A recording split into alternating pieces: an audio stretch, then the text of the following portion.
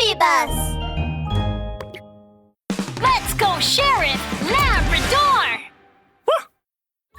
Spooky Castle, Part 2. A strange cry came from the room where Capo Don had spent the night. Boss Bon and Consigliere Ron rushed over without even putting on their slippers. What happened, Don? My beloved strawberry pajama pants are gone!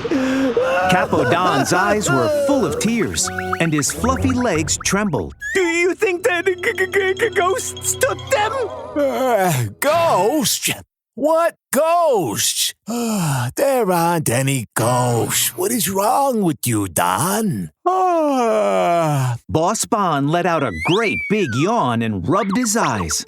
When are you gonna get over your bad habit of losing things? You must have left them at home. Come on, let's go. No. I'm sure I brought them with me.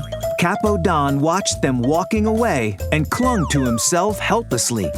Boss Bon and Consigliere Ron paid no mind to what had happened and moved on to other things.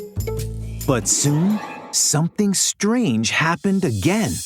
Just as the three Tiger brothers were about to move the furniture out of several empty rooms in the castle, Consigliere Ron began to break out in a cold sweat. Ron! What's the matter? Boss, look over there. Huh? Where?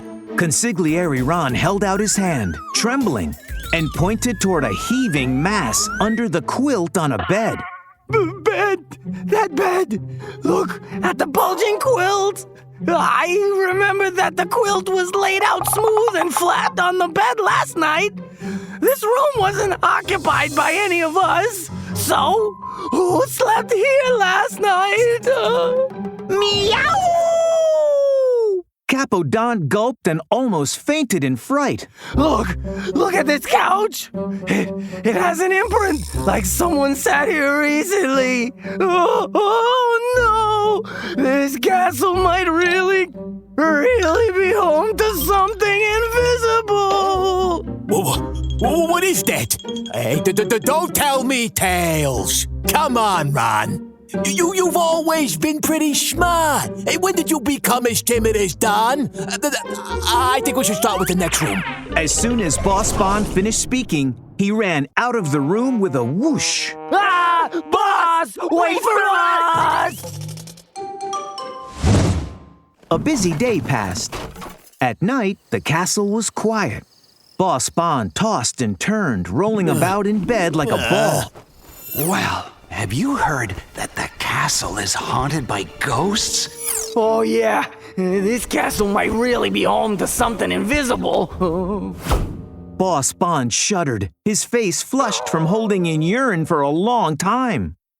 Oh, I wish I hadn't drunk so much water. Oh, fine. I gotta go pee-pee. Boss Bon immediately scrambled out of bed and sped off to the bathroom. Phew! Ghosts? That's just nonsense. Boss Bon heaved a great sigh of relief. But as he was whistling and preparing to return to his room, a horrible noise could be heard coming from the empty room next door. Boss Bon shook like a leaf. He let out a cry of fear and ran towards another room. It was completely dark in the castle. Boss Bon had bumped into someone and fell to the ground with a thud. Two distorted howls sounded at the same time. Boss? Run! The door opened. Aha! It was Capo Don. Trembling, he poked his head out from behind the door. When he saw the two tigers lying on the floor, he scratched his head in confusion. Boss! Ron! What are you doing outside my room? There was a moment of awkward silence. Well, I thought you might be scared, so I came here to see if you were okay. Boss Bon nodded immediately. Ron's right. I'm here to be with you. Their words moved Capo Don, and he immediately burst into tears. Now I know you guys care about me so much. Then the three strong tigers struggled to huddle together on one single tiny bed and spent a tough night. At long last, daylight finally dawned. The three tiger brothers opened their eyes, looked at one another with very dark circles under their eyes. Let's get to work and head home early. All right. Whew! Boss, it's so hot. Let's have a meow! Capo Don broke off in mid-sentence and suddenly screamed. Meow! The garden is on fire! A wisp of white smoke rose from the ground not far away, and then a piece of discarded paper lit up in flames. Hurry, come on! Hurry, put it out, hurry!